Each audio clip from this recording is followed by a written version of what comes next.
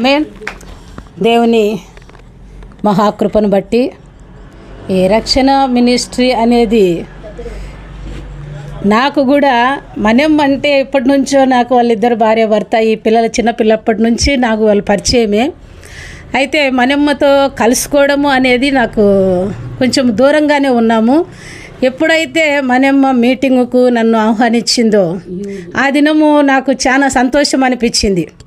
ఇది ఎందుకో మనకు స్త్రీలకు చాలా ఆశీర్వాదకరంగా ఉంది.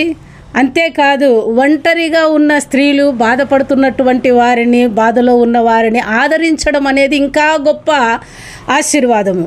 ఎందుకంటే చాలామందికి ఈ ఆలోచన ఉండదు. సంఘాలలో ఎంతోమంది ఉన్నారు.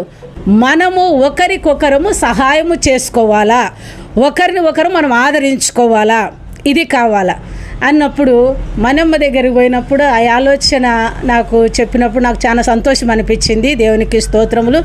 ఎందుకంటే ఐక్యత అనేది చాలా ప్రాముఖ్యమైనది.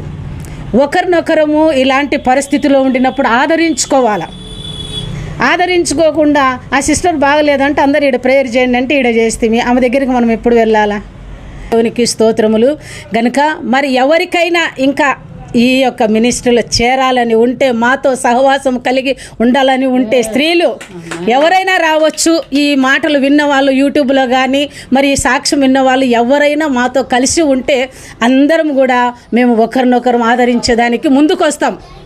వారి బాధల్లో వారికి సహాయం చేసేదానికి, అనారోగ్యంలో ఉన్నప్పుడు, ఇరుకులో ఉన్నప్పుడు, సమస్యలో ఉన్నప్పుడు ప్రార్థన సహాయం చేసేదానికి కూడా మేమందరము ముందుకు వస్తాము.